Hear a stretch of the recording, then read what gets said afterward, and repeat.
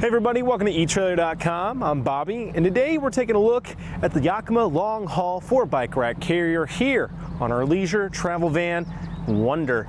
Now, this is going to be an awesome way of getting your bikes to wherever your destination is taking you. Now, when you are in a motorhome, you're going to run into a little bit of issues with these hanging style racks if they aren't properly suited for your motorhomes. Now, luckily for us today, LongHaul's been through a lot of RV testing, and Yakima definitely is approving this guy on the back here. Since we are so far on the Hitch, definitely want something that's going to be nice and supported.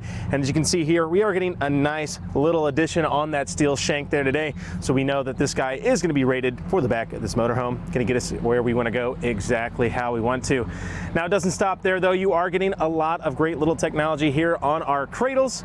As you guys can see, we are utilizing Yakima's zip strip technology. So yes, we are going to be rated for our motorhome, but we're also going to be doing a good job of transporting our bikes while we do so. These guys make it very easy to ratchet down on our frames, holding them in on that cradle. You're going to see a little bit of air pockets too on that cradle. Can be great, making sure we don't have any kind of rub up against our frames. Not going to be doing any damage, as well as that inner groove there. Hopefully we can fit those brake cables in there. That way we don't have any deterioration to our frame. Now, talking about frames though, as you guys can probably notice, we are having frame contact on our bikes. If you're looking away of getting your carbon frame bikes to your destination, unfortunately, this is not going to be the option for you. And in fact, all hanging styles are going to have that frame contact. Will end up warping and deteriorating those carbon frames. However, with a 37.5-pound capacity rating per bike, we should have no trouble at all getting most of our standard and even those mountain bikes up on this guy, as long as we are watching those weights. Now, one thing to keep in mind with these guys, if you have any women's bikes, step-through bikes, or kiddos bikes, or anything with a little bit of a weird frame here, you may need a bike adapter bar to go ahead and allow us to use this horizontal element. And it can also just help to, if you have any kind of wonky bikes, to really straighten them out and help give us a nice stable platform for our bikes to get where we want to go. You'll notice on the very end too, you have a little bit of bottle openers on either side. Can be great for when we are camping. That way we have a bottle opener ready for ourselves. And on the very end here too, on the inside, you are going to get an integrated cable lock that can go across all 4 of your bikes and make sure that they stay to your carrier when you leave it unattended. Now, since this is Yakima, they also can utilize Yakima's same key system. So it will come with these locking cores, but if we want to go ahead and get them attached or key-like to any of our other accessories we have, we can do that by purchasing some locking cores here at etrailer.com. Well, it's not going to take me any time to get this bike off. To do so, I'm just going to simply come in, press in on our levers to remove our zip strips. Quick and simple for ourselves. Now, it also does come with some nice little anti-sway cradles here, guys. So you're going to see that third point of contact, getting that nice vertical element there to make sure that this isn't swaying back and forth. And especially you get 4 bikes on here, you're going to start seeing a lot more sway. So reducing that is really going to help, especially on the back of that motorhome.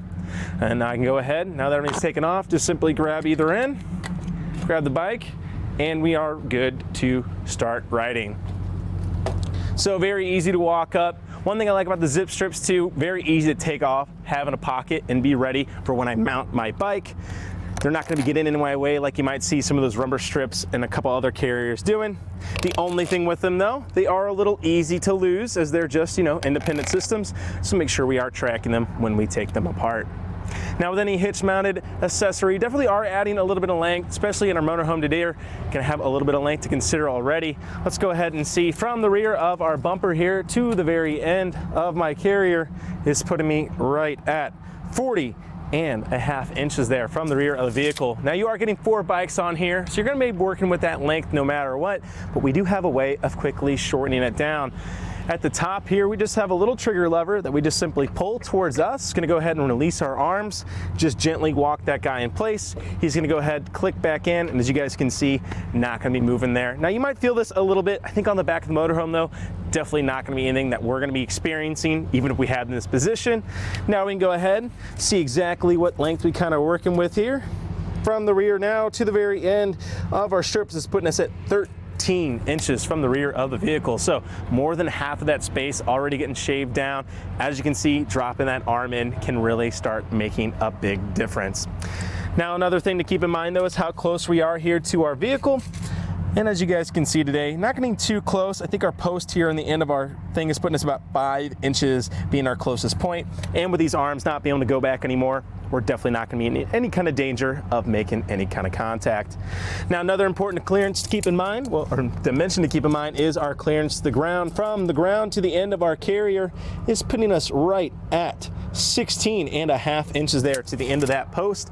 Should be doing a pretty good job there. Just keep in mind, as those front wheels go up, the back will go down, and so will your hitch mounted accessories. Now, we already kind of talked about this steel plate. That's where you're really getting that nice added support, making sure that this guy is going to stay nice, stable, and unbent on the back of our motorhome here.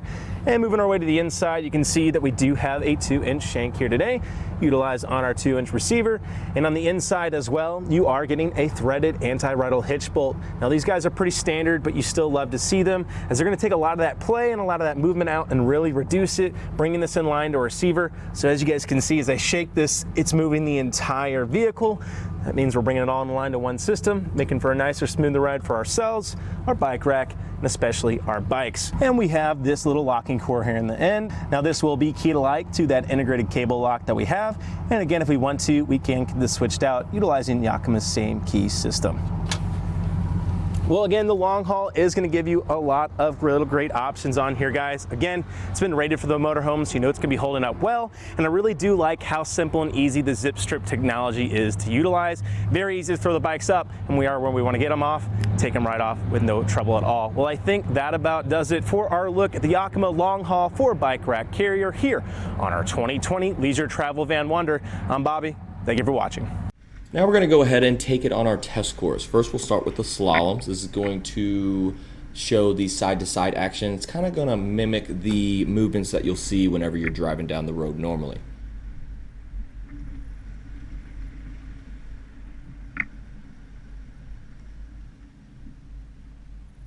And now with the fold speed bumps. These are going to be pretty much like normal speed bumps. You get to see the up and down action of the bike rack and see how it holds up.